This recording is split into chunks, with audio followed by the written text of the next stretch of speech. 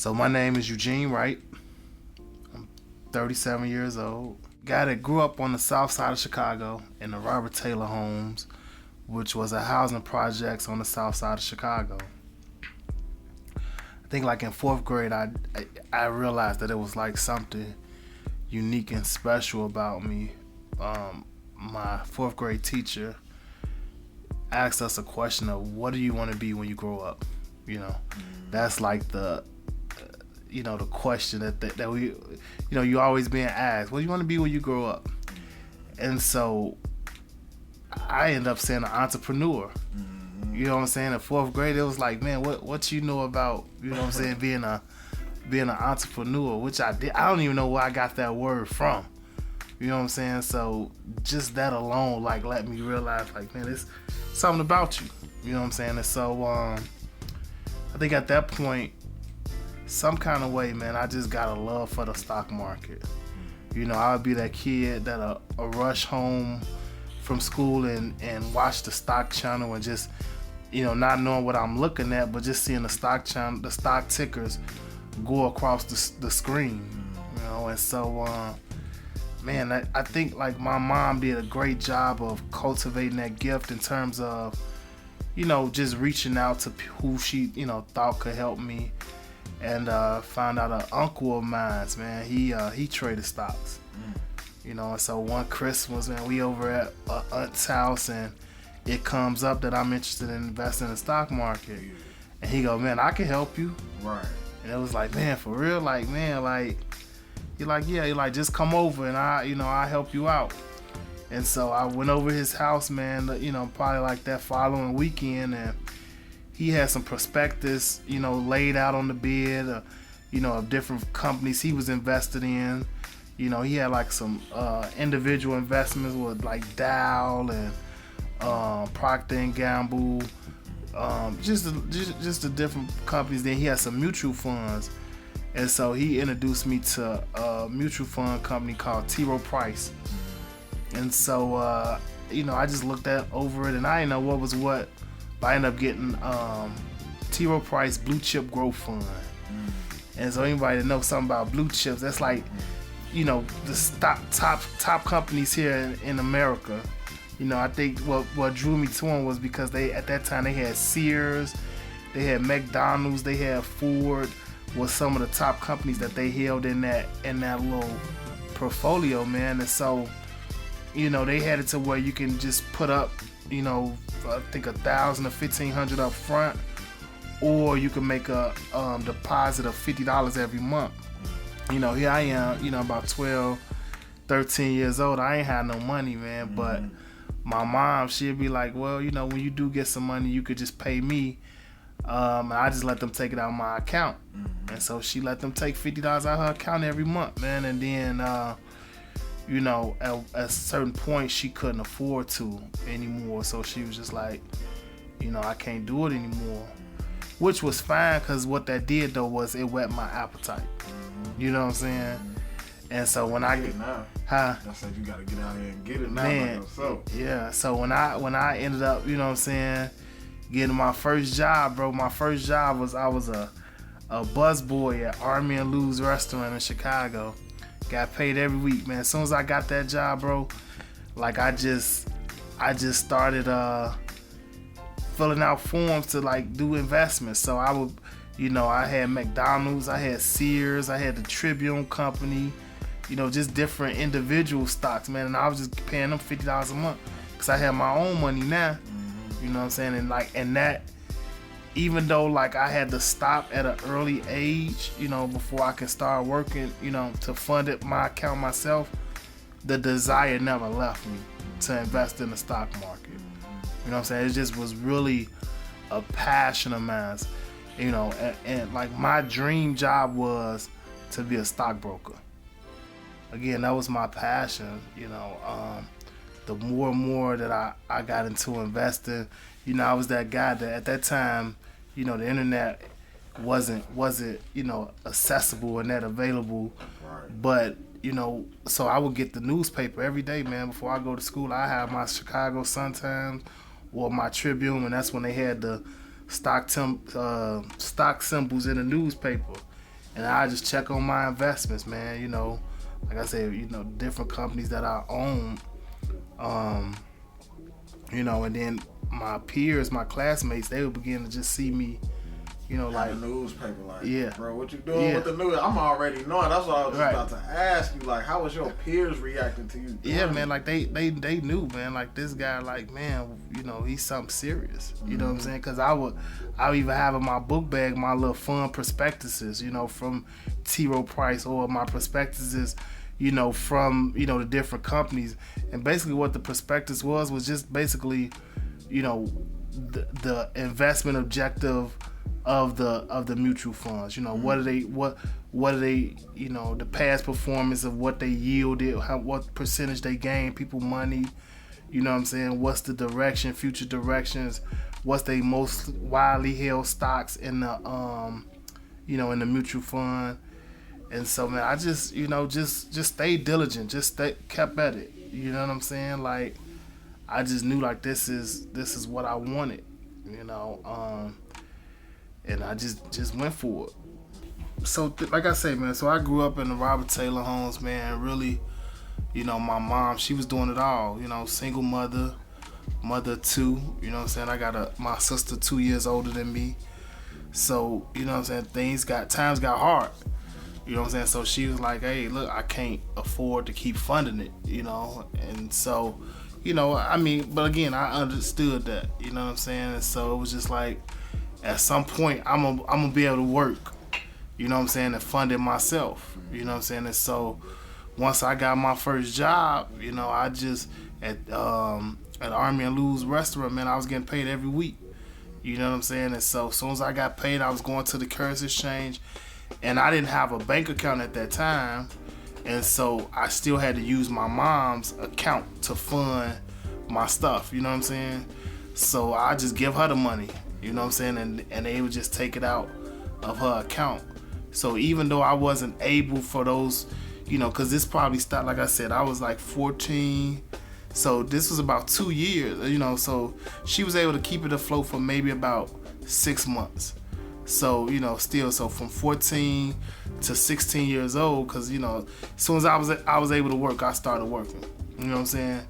And so at 16, you know what I'm saying, so for that year and a half that she couldn't fund it, I still was interested in the market, you know what I'm saying? I still was watching that little symbol across the TV screen, you know what I'm saying? You still was invested in it. Well, so we pulled the money, because if the thing was, you had to give $50 a month until you reached the initial amount you needed for the deposit, because I think it was like maybe $1,000, or you invest $50 a month until you get $1,000.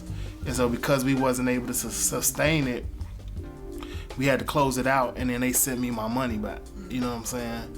And then, but again, bro, so I still had the fun prospectuses. I still was reading over it. I still was, running home and watching it on TV. You know what I'm saying? I still was looking at it in the newspapers and stuff like that. And so I just knew, man, like, once I got a chance to start making my own money, you know what I'm saying? Like, I'm gonna get back into it.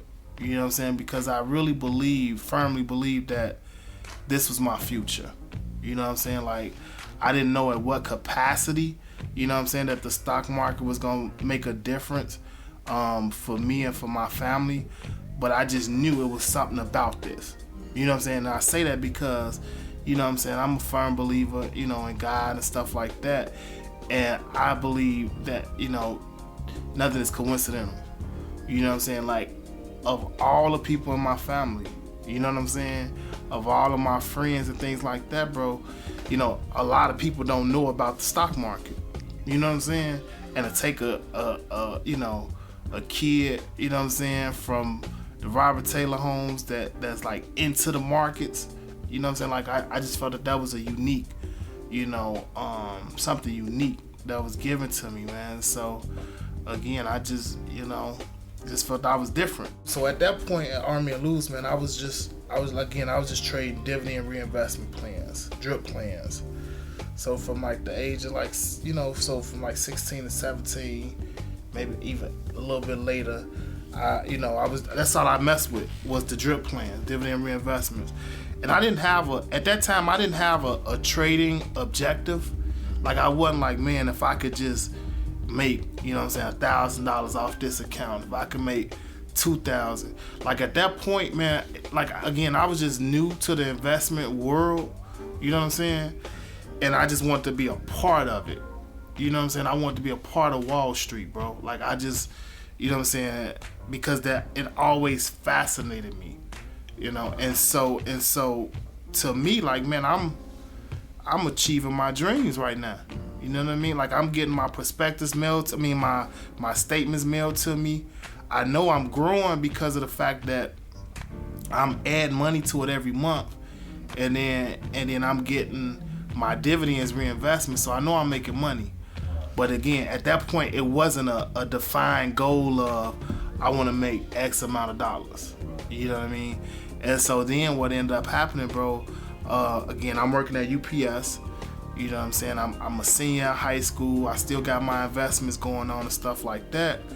I meet this guy that, that's a, supervisor at UPS. He tells me about Ameritrade, and that, the companies that I don't have access to through dividend reinvestment plans, I can invest through my Ameritrade account. So I started just trading stuff through Ameritrade, man. I funded it. I was making good money as a UPS worker. I still stayed at home with my mom. At that point, I was actually a part-time supervisor, so I was making salary, living at home with my mom. So now, majority of my whole paycheck, it was going towards investments. You know what I mean? So I'm building my stock account, man, hand over fist. You know what I'm saying? And again, I didn't have any defined goals or objectives. Again, I just wanted a seat at the table at Wall Street. You know what I'm saying? I just wanted to, invest. And so at some point, man, I did still have my drip plans going on, and I had Ameritrade going on. And so at some point, bro, like between my Ameritrade account as well as my drip plans, bro, my account was up to like $15,000. You know what I mean? And it was just like, you know what I'm saying, a 19, 20-year-old kid, that was good money. You know what I'm saying? And then, like, I can even remember, bro, like, I ended up getting married, but like, and at that point I was working 2 jobs, man. Before I got married, I was engaged. I was working 2 jobs. This was at like the age of 21. I was working at UPS and I was working at National City Bank. Still staying at home, bro, clocking my money. Like, you know what I'm saying? And I was investing. Like, I was putting my money up in the markets to the point of where I ended up, the day I got married, bro, I signed up for truck driving school. Because my thing was, I didn't want to go back to college. I didn't want to keep working 2 jobs because I'm getting tired. You know what I'm saying? At this point, I got like a 1-year-old son. Well, I got a son now. And it was like, man, what can I do? So I decided to go to truck driving school. Well, bro, to go to truck driving school, I needed $3,500. But guess what? I had that bread. You know what I'm saying? So I just sold some stocks and stuff like that. And I was able to, to afford truck driving school. And so that's what invested in the stock market afforded me. You know what I'm saying? If I needed big purchases and stuff like that, Even a couple years later, man, I ended up buying my first home. I needed my down payment. I was able to go to the stock market and draw down on my money for my down payment on my first house. You know what I'm saying? So that's so initially there wasn't any goals in terms of the stock market, right? Just a seat at the table, just want to be a part of the Wall Street, And so eventually that again afforded me to take the next step or the next chapter in my life in terms of, truck driving school as well as, a down payment for a house. And so, yeah. Alright, so after you did you start truck driving as well? Yeah, so I ended up leaving UPS, man, and I started working for a company called Warner Enterprises. See them everywhere. Yeah. And so I started, man, just making my bread with that. Every month, man. Just, I just was just socking my money away in the market, and and it's funny, man, because like like my wife at the time, bro, like legit, like she really got down on me or was really bothered by the fact that I was sending so much money to the markets. Wow. You know what I'm saying? Because she didn't see the big picture.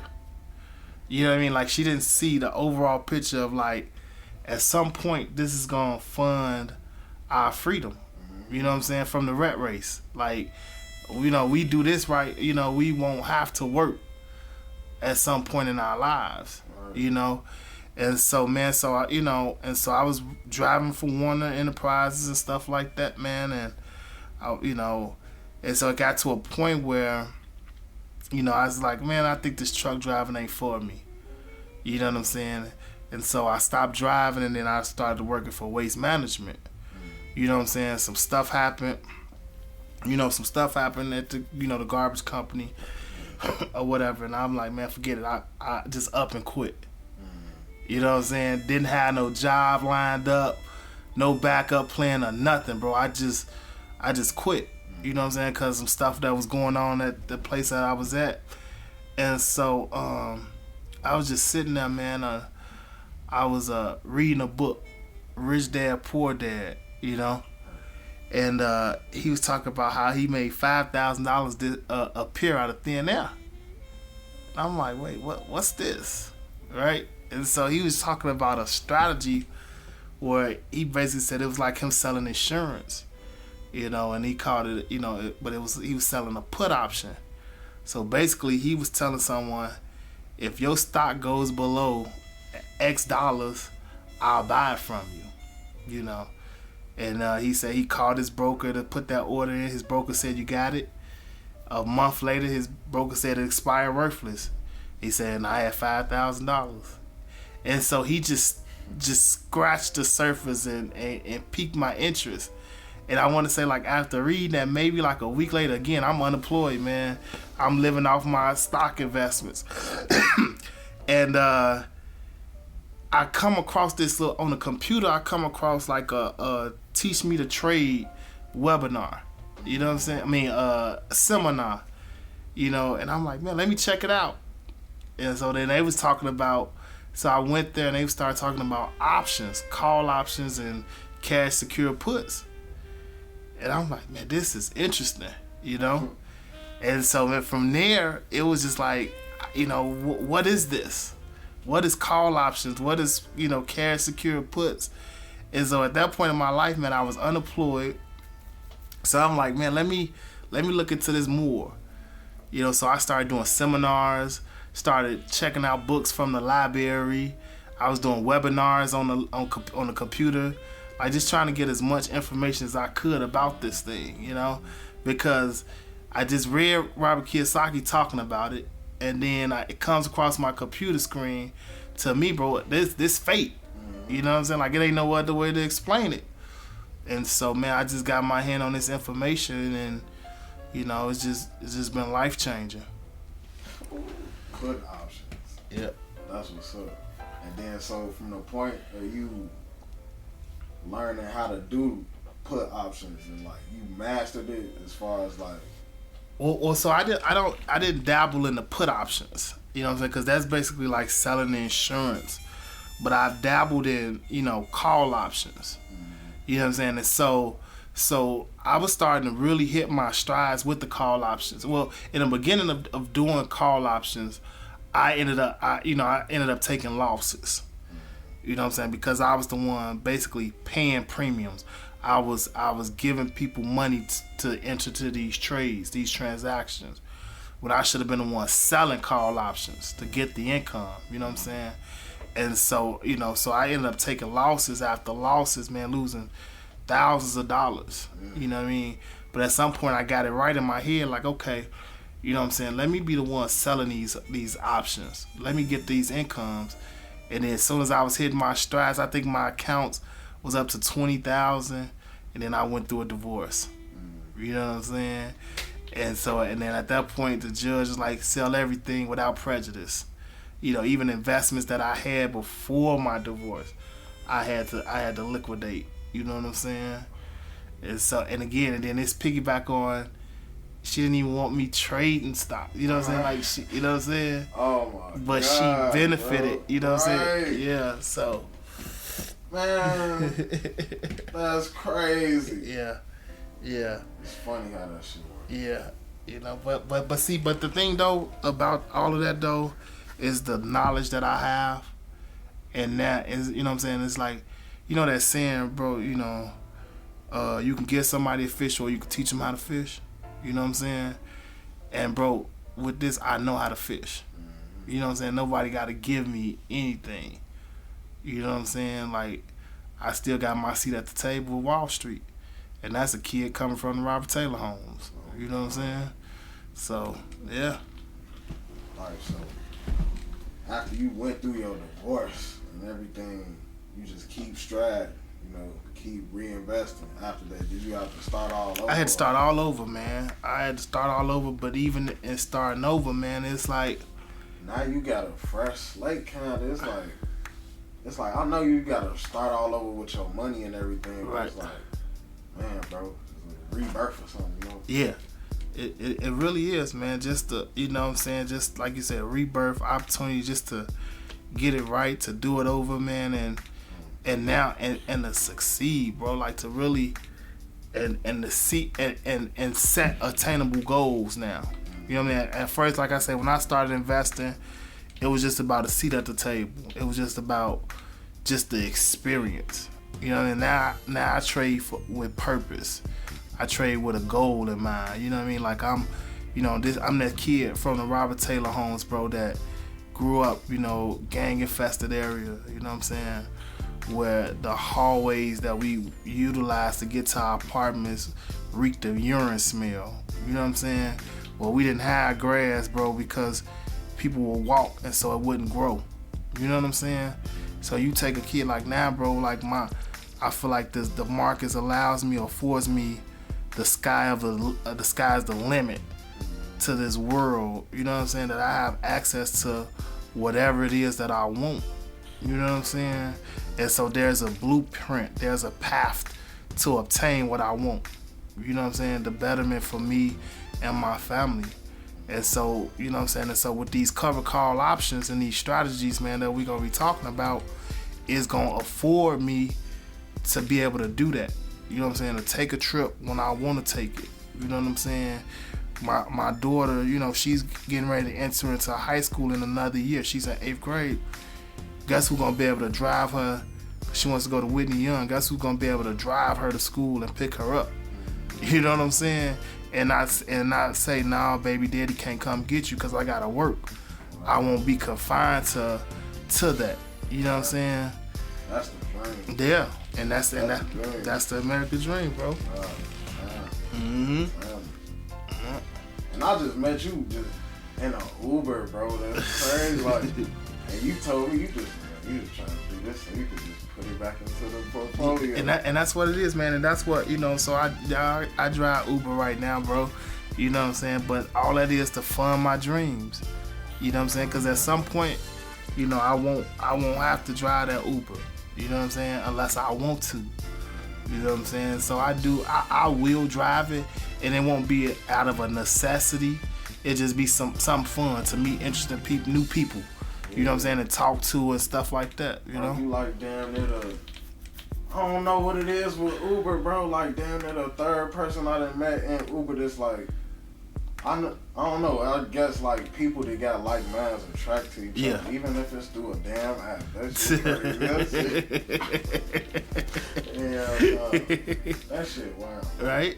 Yeah, man. Listen, you know, this is what we're gonna be talking about, man. It's gonna be a good opportunity. You know what I'm saying, for you to live the life that you always dreamed. You know, we're gonna talk about, you know, cover call strategies that's gonna allow you to, you know, fund your dreams. You know what I'm saying? To fund whatever it is you can imagine. You know, so man, it's been a pleasure. Yeah. Shit, good episode, bro.